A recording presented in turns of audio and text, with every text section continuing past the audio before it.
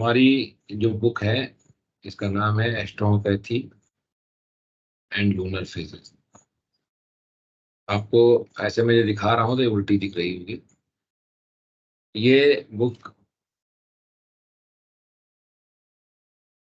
इस सीरीज की पहली बुक है। और इस बुक की क्या खासियत है, इस बुक का क्या कंटेंट है, अगर ये सीरीज की पहली बुक है तो फिर सेकंड बुक में क्या आएगा वो भी एक जिज्ञासा हो सकती है। तो पहले तो हम बात करते हैं कि इस सीरीज की अगर ये पहली बुक है तो इसमें क्या कंटेंट है और कैसे उसको यूटिलाइज करना है। मेरा इस लेक्चर का पर्पस यही है कि आप इस बुक को कैसे बढ़िया से यूटिलाइज कर सकें। अगर आप इसको यूटिलाइज कर लेते हैं तभी इस बुक का इम्पोर्टेंस है, नहीं तो इस बुक का कोई इम्पोर्टेंस नहीं है। इस बुक में हमने जो क्या किया है कि सबसे पहले हमने इसका जनरल एस्ट्रोलॉजी के बारे में बताया है। प्लेनेट क्या है, राशिज क्या है, और जो आपका जिनको हम लोग भाव बोलते हैं या हाउसेस क्या होते हैं। कुंडली जब हम भी देखते हैं तो अगर हम नॉर्थ इंडियन स्टाइल कुंडली देखते हैं तो उसमें जो भाव होते हैं वो 12 भाव होते हैं। उन 12 भावों में 12 राशियां होती हैं और वहां पे हमारे 7 प्लेनेट, जिसको हम लोग sun, moon, Mars, Mercury, Jupiter, Venus and Saturn, और उसके अलावा जो दो छाया ग्रह हैं जिनको राहु और केतु बोलते हैं, उनके बारे में बताया गया है। फिर प्लैनेट्स के बारे में और डिटेलिंग से बताया गया है। ठीक है। फिर यहाँ पे डिफरेंट टूल ऑफ एस्ट्रोलॉजी को कैसे यूज किया जाए उसके बारे में बताया गया है। कैसे कॉन्स्टिट्यूशन को फाइंड आउट करते हैं वो बताया गया है। और इसमें जो और कंटेंट हैं उनको मैं एक एक करके आपको बताता चलता हूँ, जिससे आपको इस किताब को अच्छे से समझ में आए। तो पहले जैसे मैंने कहा कि पहले जनरल इंट्रोडक्शन है। फिर यहाँ पे धातु, मूल और जीव के बारे में बोला गया है। जैसे हम लोग जानते हैं कि जो हमारी मेडिसिन हैं वो धातु यानी मेटल्स, मिनरल्स या पीरियोडिक टेबल की बात करते हैं वहां से। और मूल मतलब वेजिटेबल से, वेजिटेबल के भी अलग अलग पार्ट है। जीव मतलब एनिमल्स, रेमडी जैसे एनिमल है, एनिमल में भी इंसेक्ट और सारा कुछ आ जाता है। तो हम कैसे वहां से मेडिसिन को पिक करते हैं और उनसे कैसे कॉम्बिनेशन बना सकते हैं। जैसे कि अगर किसी पेशेंट के अंदर कोई हाइपरट्रॉफी हो रही है, कोई मस्कुलर प्रॉब्लम आ रही है, तो वहां पे मार्स प्लेनेट का क्या इफेक्ट आएगा, क्योंकि मार्स मस्कुलर मसल्स को डिनोट करता है। तो हम उसके बारे में वहां से इस चीज को पिक करते हैं। फिर सारे प्लेनेट्स के बारे में डिटेल स्टडी है।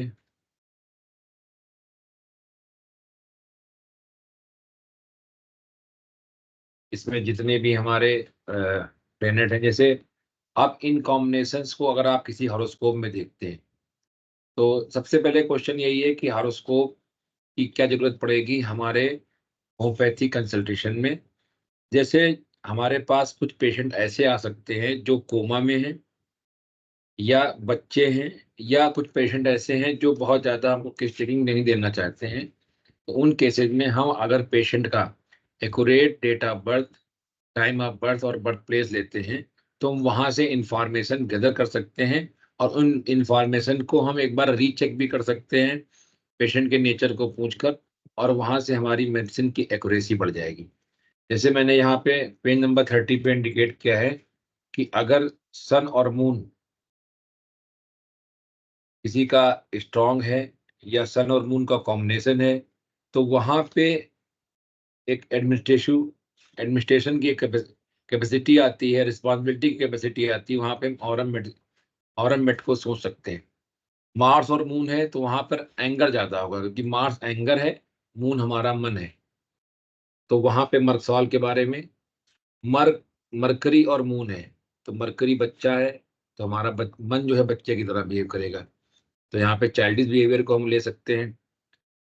वीनस मून है तो वीनस डिजायर्स है और मून मन है। हमारा मन हमेशा डिजायर्स में फंसा रहेगा, तो वहां पे पलेडियम, प्लेटिना, वेरेट्रमल्बम, इन दवाओं के बारे में हम सोच सकते हैं।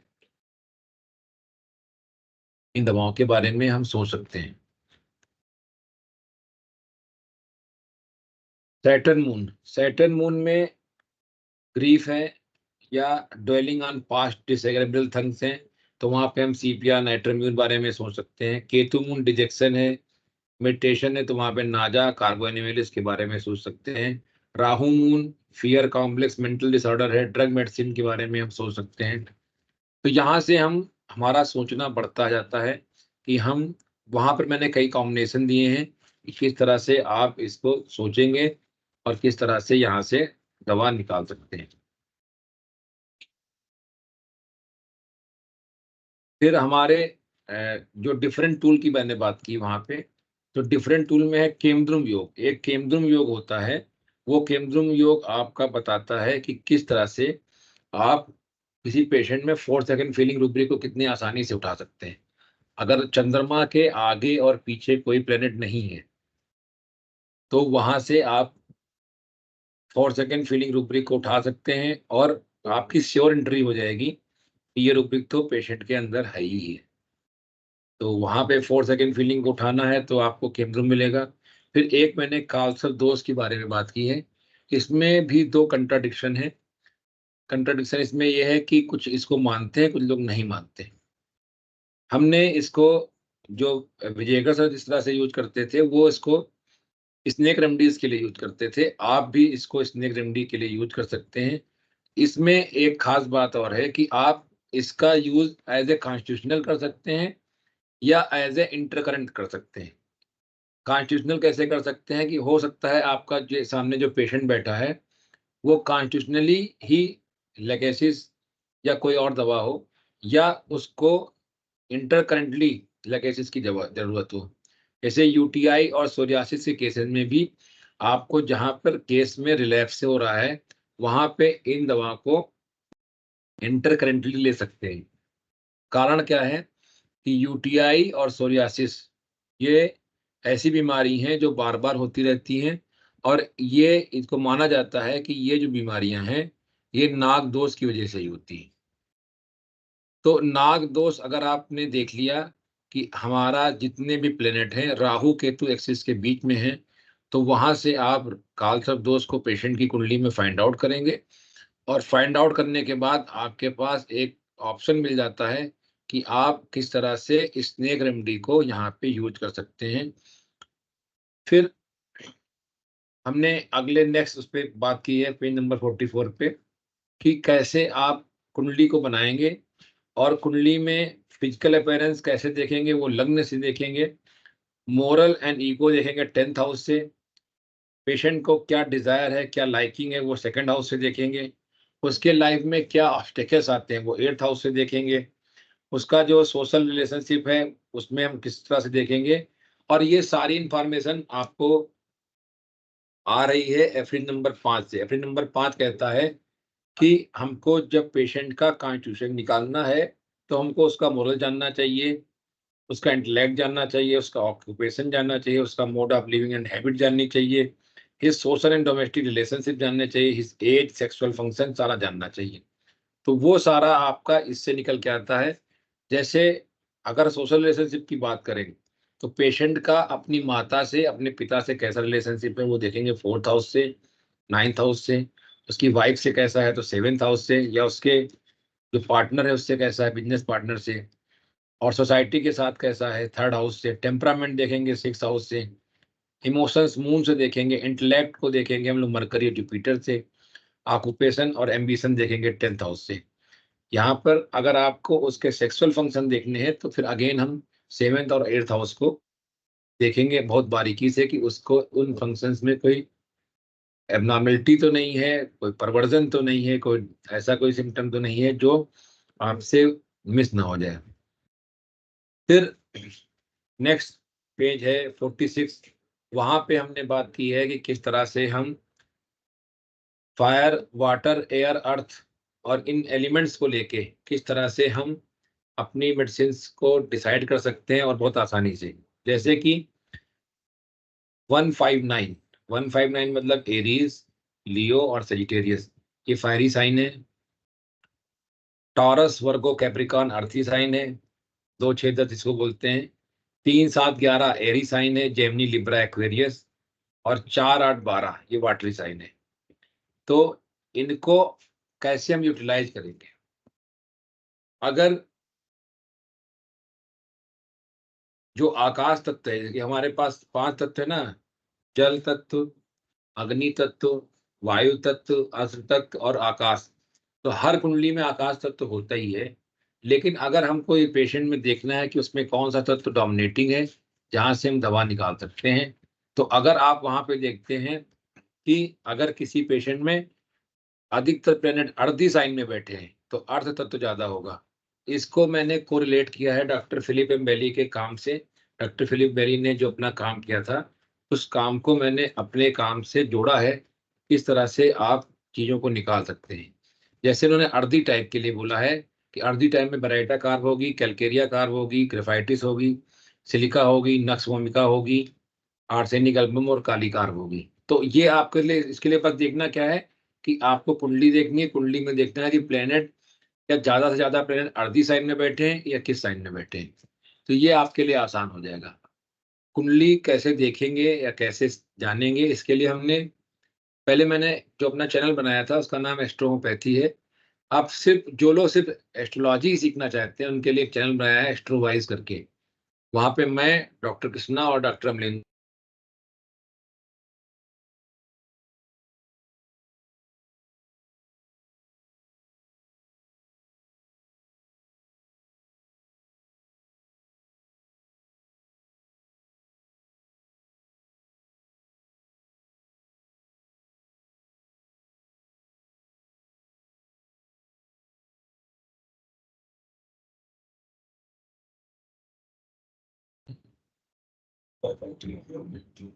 हाँ, तो मैंने कहा था एस्ट्रोवाइज में हम 3 लोग हैं, मैं, डॉक्टर मनीष और डॉक्टर अमलेंदु, डॉक्टर कृष्णा। तो हम लोग वहाँ पे सिर्फ एस्ट्रोलॉजी की बात करेंगे।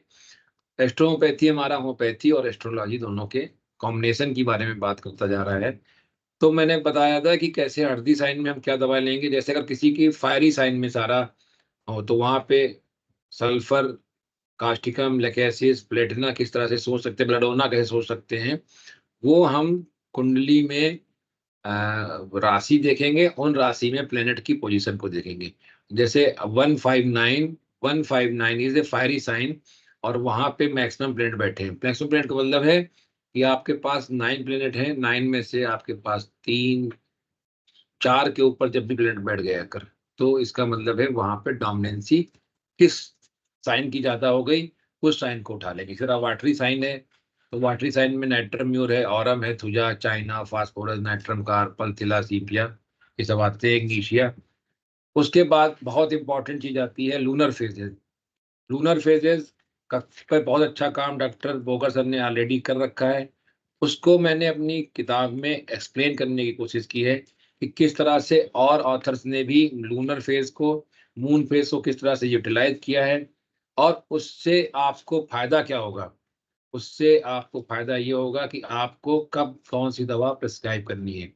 मैंने पूरा बाकायदा एग्जाम्पल के साथ समझाया है कि किस तरह से लूनर फेज को उठाना है और वो किस तरह से वर्क करता है। जैसे मैंने एक चार्ट इसमें यूज किया है पेज नंबर 67 पे कि how to utilize this chart. तो यहाँ पे 20 मार्च 2024 को अगर एक पेशेंट मेरे पास आया, वहाँ पे उसको फ्लूएंट कोराइजा था, तो मैंने फ्लूएंट कोराइजा के लिए रूब्रिक उठाया साइनेट्रिक की से कि कोराइजा फ्लूएंट। और उसको फिर मैंने क्या किया कि उसमें जो डेट थी 20 मार्च, उसको दिव्य से जाके देखा कि वहां पे कौन सा मून फेज के कौन सा फेज चल रहा है। बोगर सर ने इसको 4 फेज में डिसाइड किया, न्यू मून और फुल मून। न्यू मून मतलब कि अमावस्या और फुल मून मतलब पूर्णिमा। तो जो न्यू मून और फुल मून के जो बीच का समय है, न्यू मून से जब फुल मून की तरफ चलेंगे तो फर्स्ट क्वार्टर है, और जब फुल मून से न्यू मून तरफ चलेंगे तो लास्ट क्वार्टर है। तो अमावस्या से पूर्णिमा, जैसे कि अभी 23 तारीख को गुरुवार को पूर्णिमा है, तो अगर हम अभी जो चल रहे हैं वो अभी हमारा है फर्स्ट क्वार्टर, और फुल मून 23 तारीख को, तो जब फुल मून के बाद जो चलेंगे वो लास्ट क्वार्टर है। तो वो 4 फेज में है, new moon, first quarter, full moon, last quarter. Full moon के बाद जो भी समय आएगा वो लास्ट क्वार्टर है, लास्ट क्वार्टर के बाद आएगा आपका फिर न्यू मून आएगा। तो ये साइकिल बार-बार ऐसे चलती रहेगी। ये साइक्लिक प्रोसेस है। इसमें आपको फुल मून के बाद आएगा लास्ट क्वार्टर, ठीक है? तो इस समय हम लोग अगर पूछे कि आज आज मान लो जैसे जो डेट है वो कौन सा उसमें फेज चल रहा है, तो हमारा आंसर होगा कि ये फर्स्ट क्वार्टर चल रहा है, क्योंकि न्यू मून से फुल मून के बीच में। तो यहाँ पे मैंने यही बताया है कि उस समय जो क्वार्टर चल रहा था वो फर्स्ट क्वार्टर था, और फर्स्ट क्वार्टर से मैंने क्या किया कि वो दवाएं जो मेरे रिप्रेजेंटेशन चार्ट में आई थी उनको मैंने फर्स्ट क्वार्टर से मैच किया कि उसमें किसको रैंकिंग ज़्यादा मिल रही। तो वहाँ पे सबसे ज़्यादा रैंकिंग मिल रही थी आर्सेनिक को और पल्सरीला को, क्योंकि पेशेंट हॉट सस्लेस था तो मैंने वहाँ पे पल्सरीला दी और उस पेशेंट में इमीडिएटली रिजल्ट आया। ये सिर्फ मैंने किया मून फेज के आधार पे। तो मून फेज बहुत ही ज़बरदस्त चीज़ है, ज़बरदस्त चीज़ है, ज़बरदस्त चीज़ है। इसको आप पढ़ो, इसीलिए मैंने इसको बहुत ज़्यादा बड़ा ना करके छोटे में दिया है। बुक बहुत मोटी नहीं है कि आपको समझ में ना आए। जहाँ पे कोई कॉन्सेप्ट नहीं समझ में आ रहा है, मैं आपको हमेशा बताने के लिए तैयार हूँ इस पेज पे। उसके बाद है role of moon in homeopathy. ये ज़बरदस्त चीज़ है। इसको मैंने कई बार यूज़ किया, जैसे मैंने एक केस बताया भी कि किस तरह से पेशेंट में ग्वाइटर था और उसको आयोडियम की सीएम पोटेंसी दी गई पूर्णिमासी को, और उसके बाद उसमें ग्रेजुअली इम्प्रूवमेंट आना शुरू हो गया। इसका कॉन्सेप्ट ये है कि अगर कोई ग्रोथ को घटाना है तो आपको डोज़ देनी होगी फुल मून को। अब जब आप फुल मून को वो डोज़ देते हैं तो ज़बरदस्त रिज़ल्ट आता है। तो ये कॉन्सेप्ट इसमें है, बाकी भी और कॉन्सेप्ट दिए हुए हैं। बाकी मैंने इसमें लूना के बारे में बताया है। लूना से एक ऑटिस्टिक पेशेंट को ठीक किया है, उसका थोड़ा-सा संक्षेप में भी है। उसका फुल वीडियो मैंने डाला है अपने यूट्यूब चैनल पे। तो लूना, क्योंकि ये पूरी बुक मून पे ही आधारित है, तो आपको जगह-जगह पे आपको मून और मून से रिलेटेड चीज़ें इसमें दी गई हैं। लेकिन शुरुआत में आपको थोड़ा-सा डिटेल स्टडी बताई गई है एस्ट्रोलॉजी के बारे में। जहाँ पे आपको कोई डाउट हो, आप मेरे नंबर पे 955909 3555 पे आप मुझे व्हाट्सएप कर सकते हैं, कॉल कर सकते हैं। आप मैं आपको अगर जैसे अगर व्यस्त हूँगा तो हो सकता है तो रिप्लाई ना करूँ, लेकिन आपको रिप्लाई ज़रूर करूँगा। तो आप इसको पढ़ें, इस बुक को, फिर मुझे बताएँ।